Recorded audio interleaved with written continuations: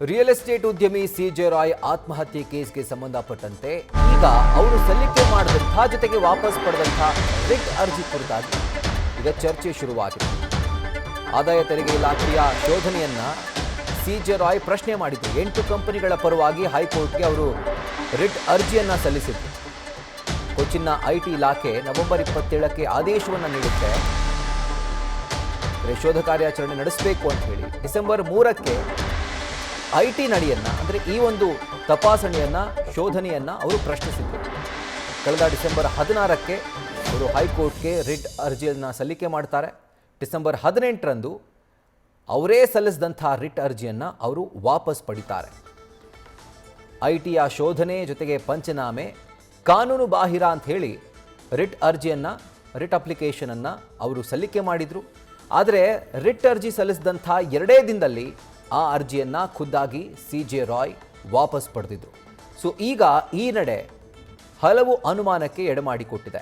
ನಿರಂತರವಾಗಿ ಅಧಿಕಾರಿಗಳು ಒತ್ತಡವನ್ನು ಹಾಕಿದ್ರಾ ಅಥವಾ ಯಾವ ರೀತಿಯಾದಂಥ ಒಂದು ಕಾರಣದಿಂದಾಗಿ ಅವರೇ ಸಲ್ಲಿಕೆ ಮಾಡಿದಂಥ ರಿಟ್ ಅಪ್ಲಿಕೇಶನನ್ನು ವಾಪಸ್ ಯಾಕೆ ಪಡೆದಿದ್ದು ಯಾಕಾಗಿ?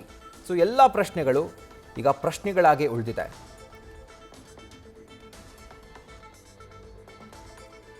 ಇದರ ಕುರಿತಾಗಿ ಡೀಟೇಲ್ಸನ್ನು ಕೊಡ್ತಾರೆ ನಮ್ಮ ಪ್ರತಿನಿಧಿ ಸಂದೇಶ್. ಈಗ ನ್ಯೂಸ್ ರೂಮ್ನಿಂದ ಈಗ ಲೈವ್ನ ಇಲ್ಲಿ ಜಾಯಿನ್ ಆಗ್ತಾ ಇದ್ದಾರೆ. ಸಂದೇಶ್, ಈಗ ಅವರೇ ಒಂದು ರಿಟ್ ಅಪ್ಲಿಕೇಶನನ್ನು ಸಲ್ಲಿಕೆ ಮಾಡ್ತಾರೆ.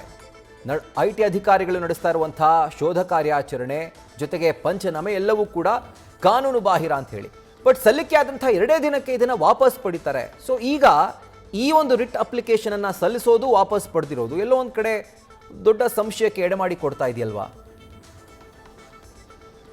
ರಾಹುಲ್, ಖಂಡಿತವಾಗ್ಲಿ. ಯಾಕಂದ್ರೆ ಈ ಒಂದು ರಿಟ್ ಅರ್ಜಿಯನ್ನ ಸಲ್ಲಿಸಿದ 2 ದಿನದ ಒಳಗೆ ಆ ಒಂದು ರಿಟ್ ಅರ್ಜಿಯನ್ನು ವಾಪಸ್ ಪಡೆದಿರುವಂತದ್ದೇನಿದೆ ಇದು ಸಾಕಷ್ಟು ಅನುಮಾನಗಳಿಗೆ ಎಡೆ ಮಾಡಿಕೊಡ್ತಾ ಇದೆ. ಸೊ ದಟ್ ಈಗ ಪೊಲೀಸರು ಕೂಡ ಅಂದ್ರೆ SIT ತಂಡ ಕೂಡ ಈಗಾಗಲೇ ಯಾವ ಕಾರಣಕ್ಕಾಗಿ ಆ ಒಂದು ರಿಟ್ ಅರ್ಜಿಯನ್ನ ಹಿಂಪಡೆದಿದ್ರು ಅನ್ನೋದಕ್ಕೆ ಸಂಬಂಧಪಟ್ಟಂತೆ ಈಗ ತನಿಖೆಯನ್ನ ಕೂಡ ಒಂದು ಕಡೆ ಆರಂಭಿಸಿದ್ರೆ, ಮತ್ತೊಂದು ಕಡೆ SIT ತಂಡ ಕೂಡ ಅಂದ್ರೆ ಈ ಎಲ್ಲಾ ಮಾಹಿತಿಯನ್ನ ಕೂಡ ಕಲೆ ಹಾಕ್ತಾ ಇದೆ.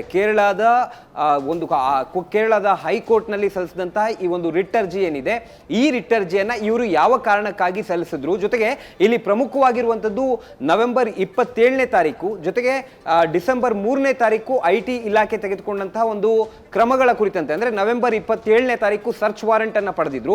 ಡಿಸೆಂಬರ್ 3ನೇ ತಾರೀಕು ಕೊಚ್ಚಿಯಲ್ಲಿರುವಂತಹ ಅವರ ಕಚೇರಿ ಹಾಗೆ ಬೆಂಗಳೂರಿನ ಕಚೇರಿಯ ಮೇಲೂ ಕೂಡ ಐಟಿ ಅಧಿಕಾರಿಗಳು ದಾಳಿ ಮಾಡಿದ್ರು. ಜೊತೆಗೆ ಇಲ್ಲಿ ಪ್ರಮುಖವಾಗಿ 8 ಪ್ರಾಜೆಕ್ಟ್ಗಳಿಗೆ ಸಂಬಂಧಪಟ್ಟಂತೆ ಅಥವಾ 8 ಕಂಪನಿಗಳಿಗೆ ಸಂಬಂಧಪಟ್ಟಂತೆ ದಾಳಿ ನಡೆದಿತ್ತು ಅನ್ನೋ ಮಾಹಿತಿ ಪ್ರಾಥಮಿಕ ಹಂತದಲ್ಲಿ ಲಭ್ಯ ಆಗ್ತಿದೆ. ಯಾಕಂದ್ರೆ ರಿಟ್ ಅರ್ಜಿಯಲ್ಲೂ ಕೂಡ ಸ್ಪೆಸಿಫಿಕ್ ಆಗಿ ಅವರು ಮೆನ್ಷನ್ ಮಾಡ್ತಾ ಹೋಗ್ತಾರೆ.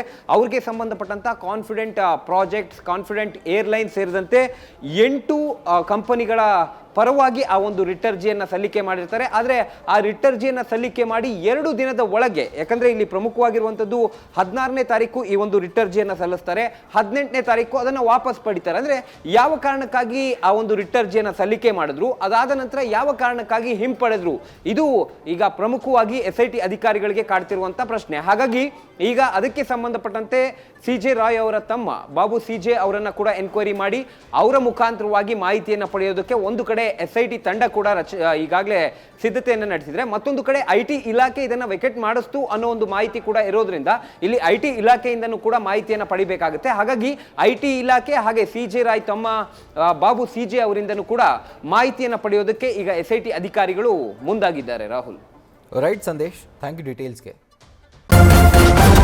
ನ್ಯೂಸ್ ಫಸ್ಟ್ ನಿರ್ಭೀತಿಯಿಂದ ನಿಮ್ಮ ಪರವಾಗಿ.